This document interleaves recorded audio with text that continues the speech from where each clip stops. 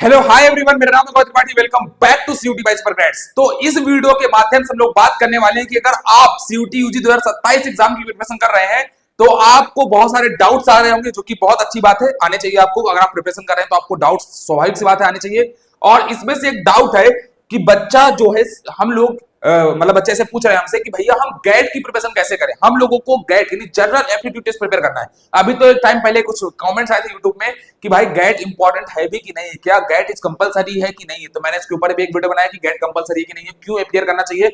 लेकिन फिर उसके बाद बच्चा पूछ रहा है हमसे कि अगर हम लोग को गैट अपियर करना चाहिए तो गैट हम लोगों को कैसे प्रिपेयर करना चाहिए। तो अगर आप सीयूटी 2027 की प्रिपरेशन कर रहे हैं और आपको जनरल एप्टीट्यूड टेस्ट जो है प्रिपेयर करना है, तो इस वीडियो के माध्यम से आपको बताने वाला हूं भाई सबसे बड़ा सीक्रेट क्या है जिसको आप अप्लाई करके सीयूटी यूजी एग्जाम के गेट में एटलीस्ट 250 आउट ऑफ 250 स्कोर कर सकते हैं बिना किसी रुकावट के। आपको कोई भी परेशानी नहीं आएगी। हर लगभग पिछले हजारों बच्चों को हम मेंटोरिंग दे चुके हैं इस चीज के लिए और उन्होंने बहुत अच्छा एग्जाम में स्कोर किया। भले ही एनटीए कितने भी एग्जाम पैटर्न में चेंजेस कर ले, उससे मतलब नहीं है। लेकिन अगर आप भी चाहते हैं कि आप लोग भी उसी की तरह, बाकी बच्चों की तरह आप लोग अच्छे स्कोर करें, तो आपके लिए काफी इंपॉर्टेंट जाता है कि हाँ भाई हम लोगों को जो है सारी चीजें करनी है। ठीक है, आगे बढ़ते हैं।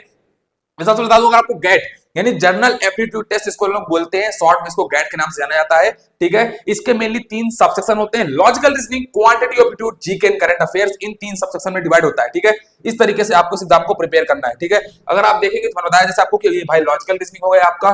ठीक है, लॉजिकल रीजनिंग आपका, एक सेकंड मुझे कलर सेलेक्ट कर लीजिए बढ़िया से कोई। हाँ ठीक है, आपका लॉजिकल रीजनिंग हो गया, आपका क्वांटिटी एप्टीट्यूड हो गया, जीके एंड करंट अफेयर्स हो गया। सीए का मतलब आपका करंट अफेयर्स यहाँ पे है। ठीक है, आपका जीके एंड करंट अफेयर्स हो गया। तो इन 3 सबसेक्शन को ध्यान रखते हुए आपको टोटल गैट की जो है प्रिपरेशन करनी है। आप किसी भी एक सेक्शन को इग्नोर नहीं कर सकते, क्योंकि अगर आपने किसी एक सेक्शन को इग्नोर किया तो आपको गैट भी इग्नोर कर देगा, कहेगा भाई हो गया, बस तुमने मुझे इग्नोर किया, अब मैं तुम्हें इग्नोर करूंगा, अब मैं तुमसे नहीं बनने वाला। तो इसका मतलब आपको तीनों सेक्शन को अच्छे से प्रिपेयर करना होगा। हर साल बच्चा ये करता है कि किसी बच्चे से अगर लॉजिकल रीजनिंग नहीं बन रही तो वो भाई कहेगा कि अरे नहीं बन रही तो छोड़ दे यार। किसी से अगर क्वांटिटेटिव एप्टीट्यूड नहीं बन रही तो बोलेगा यार मैथ तो नहीं बन रही, इससे छोड़ो। इस तरह छोड़ देते हैं, फिर बाद में उनको पता चलता है कि भाई बहुत लेट हो चुकी है, अब एग्जाम की प्रिपरेशन तो नहीं हो पाएगी। और बाद में बच्चा कहीं ना कहीं स्ट्रगल फेस करता है और फिर हमारे पास आता है कि भैया आप बताओ क्या करें, तब तक तो टाइम निकल चुका होता है। लेकिन अगर आप ऐसी गलती नहीं करना चाहते तो आप तीनों सेक्शन को अच्छे से फोकस करिएगा। साथ में आगे बढ़ते हैं।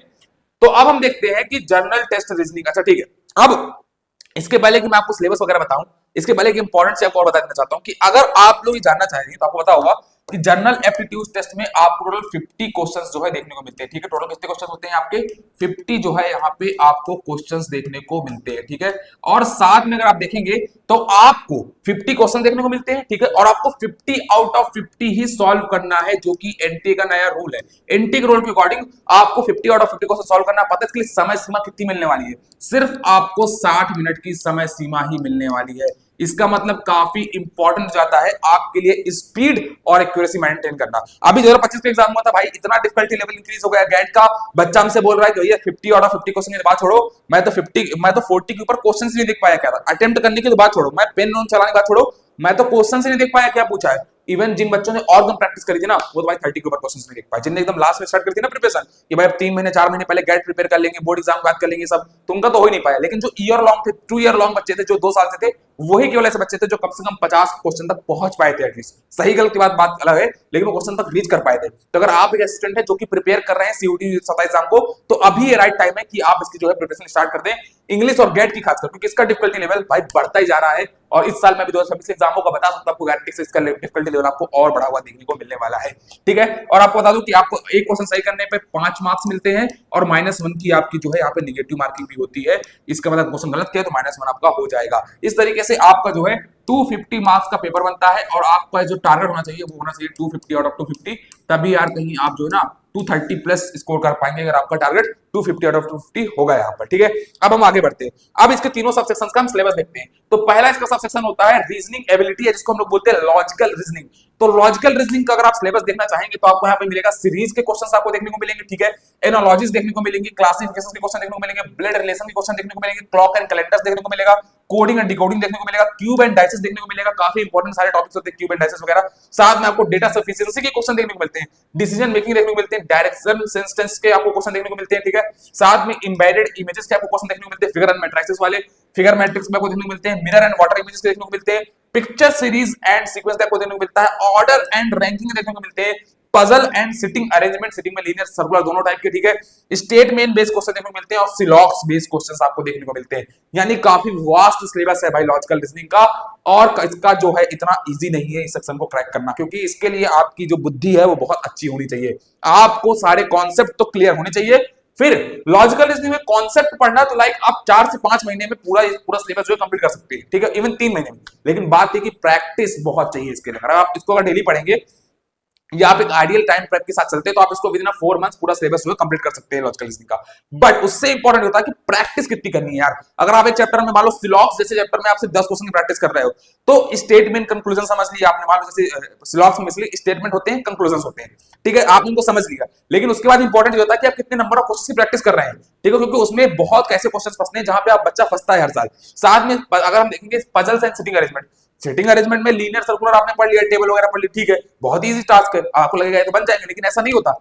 एनटी अगर आप क्वेश्चन देखेंगे तो आपको एक पूरा बड़ा सा पैराग्राफ दे देता है भाई, और उसमें सिर्फ एक क्वेश्चन पूछता है। पूरा पैराग्राफ दिया है, आपने पूरी पजल सॉल्व करी बनाई और उसमें एक क्वेश्चन पूछा है। कितना टाइम कंज्यूमिंग तो हो रहा है और क्वेश्चंस भी एक ही पूछ रहा है। मतलब समझ रहे हो ना कि एक्यूरेसी भी चाहिए, स्पीड भी चाहिए, और कहीं ना कहीं यहाँ पर जो है प्रॉब्लम आपके लिए होने वाली है अगर आप लोग इन सब को नहीं प्रिपेयर करेंगे। फिगर मैट्रिक्स वाले क्वेश्चन इतने इजी नहीं होते, कहीं ना कहीं बच्चों को डिफिकल्टी फेस होती है। आपको अगर देखेंगे तो आपको डिसीजन मेकिंग क्वेश्चन, आपको क्लॉक एंड कैलेंडर, हमेशा बच्चों को हर साल क्लॉक एंड कैलेंडर परेशान करता है, ठीक है। सीरीज बेस्ड क्वेश्चन कई बार परेशान करते हैं, कोडिंग डिकोडिंग बेस्ड क्वेश्चन कई बार परेशान करते हैं। तो आप लोगों को इस सेक्शन को प्रिपेयर भी करना है, सिलेबस भी कंप्लीट करना है, और साथ में बहुत अच्छे लेवल पे आपको प्रैक्टिस भी करनी है इस एग्जाम की, ठीक है।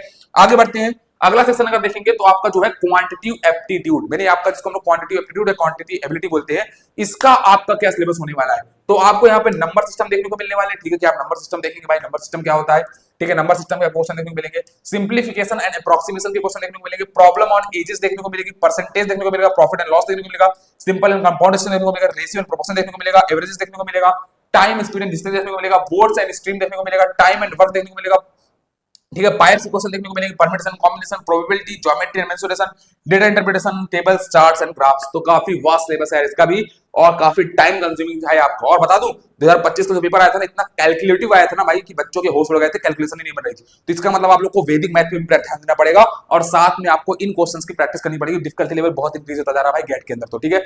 तो आपको इस सेक्शन को भी, इसमें तो सिलेबस काफी वास्ट है, तो सिलेबस कंप्लीट करने में काफी टाइम लगेगा, और आपको स्टिल प्रैक्टिस तो यहाँ पे भी करनी पड़ेगी, क्योंकि स्पीड और एक्यूरेसी काफी मैटर कर रही है यहाँ पे, ठीक है। आगे देखते हैं। अगर हम देखेंगे जर्नल मतलब करंट अफेयर्स और जनरल नॉलेज का सिलेबस देखेंगे तो करंट अफेयर्स नेशनल और इंटरनेशनल आपको पढ़नी पड़ेगी, ठीक है।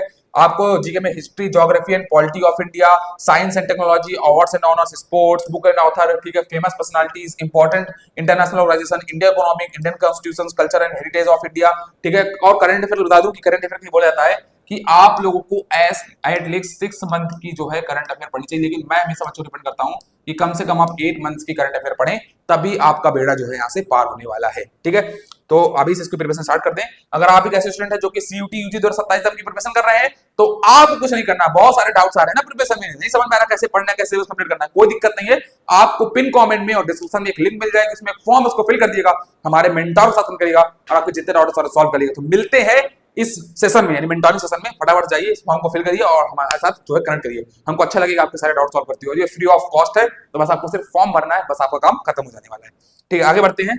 अगर आप देखेंगे तो importance of analysing PYQs, PYQs का एनालिसिस क्यों इंपॉर्टेंट है। जब भी आप किसी भी एग्जाम की प्रिपरेशन करें तो हमेशा सबसे पहले एक मूल मंत्र होता है कि भाई पहले पीवाईक्यू, पहले पीवाईक्यू। देखो एक तो दिक्कत इस बात की है कि अगर आप एनटीए की ऑफिशियल वेबसाइट में जाएंगे ना, तो आपको वहां पे गैट का कंप्लीट सिलेबस देखने को नहीं मिलेगा। मतलब सिलेबस तो है, बट इतना डिटेल सिलेबस नहीं। जितना मैंने आपको डिटेल सिलेबस बताया ना, इतना डिटेल सिलेबस आपको एनटीए की वेबसाइट में देखने को नहीं मिलेगा। बच्चा कंफ्यूज है, भाई सिलेबस तो कुछ और आ रहा है, एग्जाम पैटर्न तो एग्जाम में तो कुछ और पूछा जा रहा है, सिलेबस में तो कम डिस्क्राइब कर रखा है। तो केवल आपको एनटीए के भरोसे नहीं रहना, आपको पीवाईक्यू क्वेश्चंस का एनालिसिस करना है। हम लोगों ने एनालिसिस किया है, तो इसलिए हम जब भी बच्चा कोई प्रिपरेशन स्टार्ट करता है किसी भी इंटर एग्जाम की, तो सबसे पहले ये बोला जाता है कि भाई पहले आपको पीवाईक्यू का एनालिसिस करना है। तो आपको सबसे पहले understanding the exam pattern, PYQ करने से आपको फायदा क्या होता है, पता है आपको अंडरस्टैंडिंग पता चल जाती है एग्जाम पैटर्न की। क्या एग्जाम पैटर्न, हमने भी एग्जाम पैटर्न एनालाइज करके पीवाईक्यू को ही निकाला है, ठीक है। आइडेंटिफाइंग इंपॉर्टेंट टॉपिक्स, अब कोई पता चल जाएगा कि भाई इंपॉर्टेंट टॉपिक्स कौन से हैं, किनमें मुझे बहुत फोकस करना है। ऑल्दो चूंकि अभी आपके पास बहुत टाइम है, तो आपको सारे ही टॉपिक को इक्वल वेटेज देनी है, बट फिर भी आपको पता चलेगा कि भाई ये इंपॉर्टेंट टॉपिक्स हैं, तो कहीं ना कहीं उनको थोड़ा हमको ज्यादा वेटेज देनी है, ठीक है। साथ में स्पॉटिंग क्वेश्चंस, ट्रेंड्स, आपको पता चलेगा कि भाई डिफिकल्टी लेवल क्या आ रहा है, कैसा आ रहा है, ठीक है। और बूस्टिंग टाइम मैनेजमेंट, आपको टाइम मैनेजमेंट भी पता चल जाएगा कि कितना टाइम मुझे देना है पर्टिकुलर एग्जाम के लिए, किस सेक्शन के लिए क्या है। तो इसीलिए आपका पीवाईक्यू एनालिसिस करना काफी इंपॉर्टेंट जाता है। तो before starting your prep, please analyse your PYQs. ठीक है, आगे बढ़ते हैं। अब देखते हैं हम लोग नंबर ऑफ क्वेश्चंस। तो अगर आप देखेंगे तो पहले आपके 2022 में 75 क्वेश्चंस आपको देखने को मिलते थे। मैं फिर बता रहा हूं कि अगर आप देखेंगे तो 2022 में जो है ना आपको 75 क्वेश्चंस देखने को मिलते थे। उसके बाद रिड्यूस होके यहाँ पे 2023 में 60 हो गए, फिर आपके 2024 में भी 60 रहे और 2025 में आपके रिड्यूस करके 50 कर क्वेश्चंस कर दिए गए हैं। लेकिन एनटीए ने क्राइटेरिया भी लगा दिया, जैसे यहाँ पे 60 में से आपको 50 क्वेश्चंस ही अटेंड करने रहते थे, लेकिन अब आपको यहाँ पे 50 out of 50 questions he attend करने हैं। तो इस तरीके से एनटीए ने जो है कुछ गेम खेलना स्टार्ट किया है, इस एग्जाम को डिफिकल्ट बनाता जा रहा है एनटीए। ठीक है, आगे बढ़ते हैं, आगे देखते हैं। अगर आप देखेंगे तो strategies and advice for CUT get 2026 preparation, कौन कौन सी ऐसे स्ट्रेटजीज हैं जिनको आपको फॉलो करनी है अगर आप भी गेट में अच्छा स्कोर करना चाहते हैं। तो सबसे पहले मेरी हमेशा हर बच्चों को एडवाइस रहती है कि भाई सबसे पहले चीज याद रखना, इसको तो बिल्कुल मत भूलना, प्रायोरिटाइज कॉन्सेप्ट्स एंड स्पीड। भाई आपको कॉन्सेप्ट्स इतने क्लियर होने चाहिए कि अगर मैं एज ए स्टूडेंट आपके पास आ जाऊं तो आप मुझे भी एक्सप्लेन कर पाओ कि भाई ये टॉपिक है, इसको ऐसे पढ़ा है, और ऐसी लेवल की आपकी प्रिपरेशन होनी चाहिए, तभी आप कहीं भाई स्पीड में और एक्यूरेसी को मैच कर पाएंगे। नहीं तो आपकी कहीं ना कहीं तो आप स्पीड में क्वेश्चन सॉल्व नहीं कर पाएंगे, या तो आप एक्यूरेसी में मात खा जाएंगे। ठीक है, तो आपको प्रायोरिटाइज करना है हमेशा अपने कॉन्सेप्ट्स को, और कॉन्सेप्ट्स जैसे क्लियर होते जाएं उस पर्टिकुलर, जैसे मान लीजिए आपने परसेंटेज और प्रॉफिट लॉस पढ़ा, आपने एकदम बिल्कुल बारीक तरीके से उसके सारे कॉन्सेप्ट पढ़ लिए। अब मैटर ये करेगा कि भाई आप उसमें कितनी स्पीड बना पा रहे हो, और इसके लिए क्या करना पड़ेगा, आपको ढेर सारे क्वेश्चंस की प्रैक्टिस करनी पड़ेगी। साथ में don't ignore GK and quant. भाई ये देखना ध्यान से, मेरी बात सुनना, बच्चा जीके को तो इग्नोर करता ही करता है, करंट अफेयर को तो पता रहता है कि भाई लास्ट 6 से 8 मंथ का पढ़ना है, तो अभी से क्यों ही प्रिपेयर करूं, पर जीके को भी इग्नोर कर देता है। भाई जीके का सिलेबस इतना वास्ट है ना कि लास्ट में बच्चा जीके का कंप्लीट नहीं कर पाता, और जीके के सारे क्वेश्चन गलत करके आता ही आता है। मैं बहुत साल मतलब पिछले 2 साल से देख रहे हैं ये हम लोग। तो आप लोगों को ये भी चीज समझिए कि आप लोग को जीके और क्वांट को बिल्कुल इग्नोर नहीं करना। क्वांट अगर नहीं बन रही है तो आप हेल्प लीजिए हमारी, हम आपकी हेल्प करेंगे, क्वांट बनेगी। क्वांट इतनी डिफिकल्ट नहीं है, बट जरूरत होती है आपके पास बेसिक कॉन्सेप्ट और ऐसा समझाने की आपको सारे कॉन्सेप्ट जो आपके क्लियर हो जाए। साथ में last, start your preparation early. जैसे अभी आप इस स्टेज में हैं, अगर आप अभी अपनी प्रिपरेशन स्टार्ट करते हैं भाई आप बहुत आगे निकल जाएंगे, रेस में सबसे आगे रहेंगे। ठीक है, तो रेस में सबसे आगे रहने का फायदा क्या होता है, जितना जल्दी जो स्टार्ट करता है उतना जल्दी वो सक्सेस पाता है। तो यही चीजें अगर आप अभी स्टार्ट करेंगे तो आपकी सक्सेस भी सबसे पहली होगी, सबसे अच्छी सक्सेस आपकी होने वाली है। आगे बढ़ते अगर आगे देखेंगे तो ये कुछ सीक्रेट टिप्स हैं जो मैं हर साल बच्चों को देता हूं और आपको आज दे रहा हूं। ये सीक्रेट्स आपको जरूर जरूर नोट डाउन कर लेने हैं। तो पहला पीवाईक्यू एनालिसिस, जैसे मैंने बोला था कि भाई पीवाईक्यू का एनालिसिस तो बहुत इंपॉर्टेंट है, अगर पीवाईक्यू एनालाइज नहीं करोगे तो आपको बहुत सारी प्रॉब्लम्स होने वाली हैं। साथ में गिव टॉपिक टेस्ट, भाई जैसे ही टॉपिक कंप्लीट जाए ना उसका टॉपिक टेस्ट देना स्टार्ट करो, क्योंकि देखो आप बुक्स के क्वेश्चन लगाओ, देखो आप टॉपिक पढ़े, आपने उसके बाद टॉपिक्स के क्वेश्चन बुक्स से प्रैक्टिस कर लिए। बुक्स आप जरूर परचेस करना, क्योंकि अगर आप 2 साल प्रिपरेशन कर रहे हो तो आपको बुक्स जरूर जरूर प्रिपेयर करनी चाहिए, जरूर पढ़नी चाहिए। ठीक है, तो आप बुक्स के थ्रू पूरे क्वेश्चन प्रैक्टिस कर ली। ठीक है, आपने बुक्स के थ्रू प्रैक्टिस कर ली, लेकिन सबसे इंपॉर्टेंट होता है कि आप टाइम फ्रेम में, भाई अगर आपको एक सॉल्व करना है 60 मिनट्स, तो आप 60 मिनट के टाइम फ्रेम में उस पर्टिकुलर टॉपिक को सॉल्व करने शुरू हो, तो आप गिव टॉपिक टेस्ट, आप दो। टॉपिक टेस्ट देने के बाद जब आपका सिलेबस एटलीस्ट 60 to 70% हो जाए, ठीक है, या मैं तो बच्चों को हमेशा रिकमेंड करता हूं कि अगर आपका 50% सिलेबस हो चुका है तो start giving full length mock test. आप भाई फुल लेंथ मॉक टेस्ट जो है देना स्टार्ट कर दो, और यहां से आपका जो है काफी बेड़ा पार होना स्टार्ट हो जाएगा,